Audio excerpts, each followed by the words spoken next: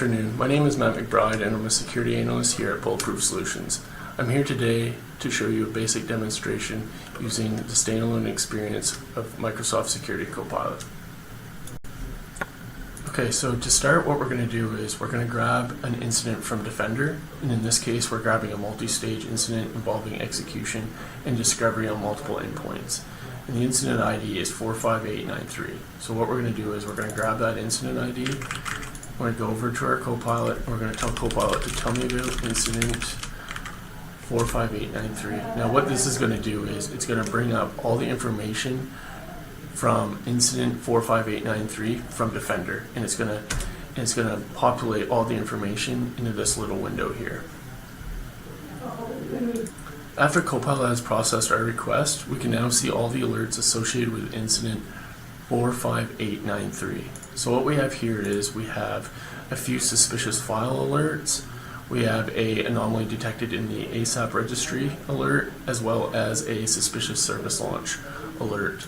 Now, within these alerts, we can also see the processes related to that specific alert, which is really neat. So now that we have all the alerts associated with incident 45893, we want to look at the entities involved within this incident.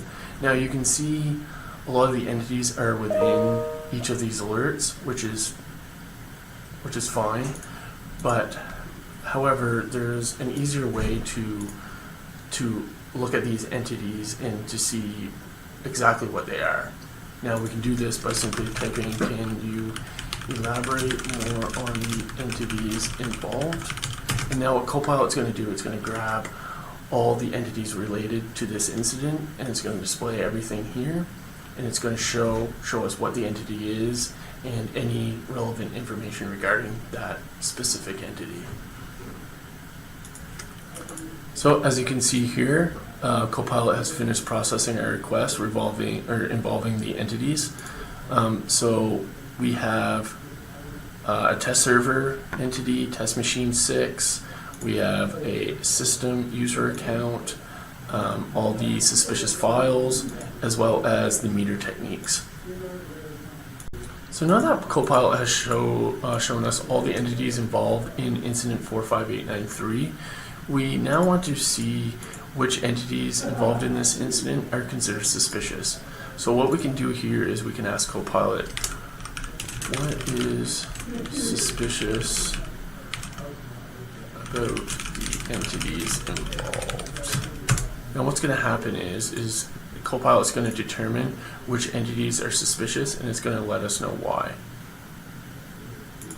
So as you can see here, we now have a list of all the suspicious entities involved in the incident 45893. Now that we have a list of the suspicious entities that were involved within the incident, we now need to determine what to do with these suspicious entities.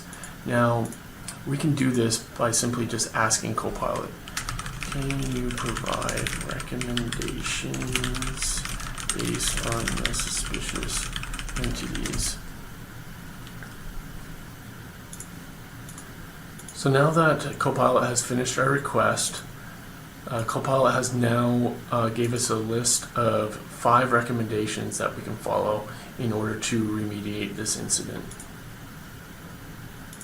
Now let's just say that we've performed the recommended actions that were given to us by Copilot.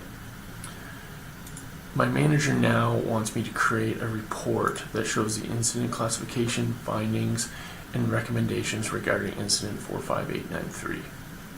Now we can do this by simply running this in the command prompt. It will produce a report. It will label the incident as a true or false. It will provide the supporting evidence with a confidence level, and it will also summarize the findings from the investigation and conclude with a set of recommendations. Now that Copilot has finished our request in regards to creating our report, we can now see that the report has been created. It shows our incident classification, supporting evidence, our confidence level, and also a list of recommendations.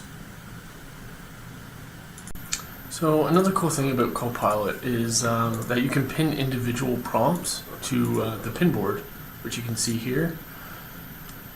So here we have 3 prompts that have been pinned or saved. So now other analysts can come in and can also see these prompts that have been pinned. So for example, if you use a specific prompt a lot, and you just can't seem to remember what it is, you can simply just add it to the pin board and just go back to it later whenever you need it, which is very beneficial. It saves you a lot of time from having to try to remember what the prompt actually is. With Copilot Pinboard, you simply just save your prompt to that pinboard and you can access it at any time.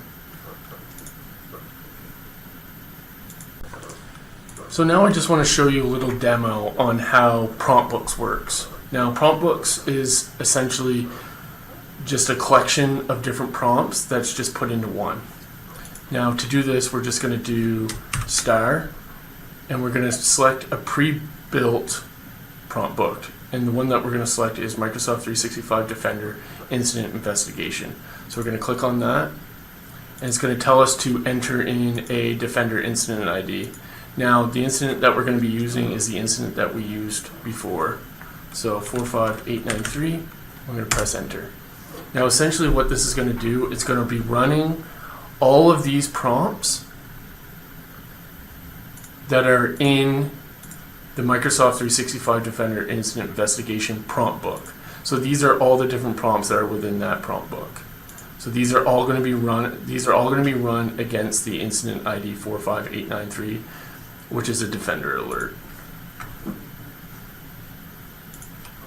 So now that Copilot has finished running the pre-built prompt book that we entered in, we can now see the summary for the incident 𝗦𝗽𝗲𝗀𝗃 is there. We're seeing the entities, reputation, authentication methods, whether the user is listed in the incident details, and if any devices are listed in the previous output, read in an executive report, which is also there. So essentially what we're doing here is we're doing exactly what we did previously, like when we were entering in all these prompts individually. Prompt book is just essentially all of those prompts that we did before, but it's all put into one.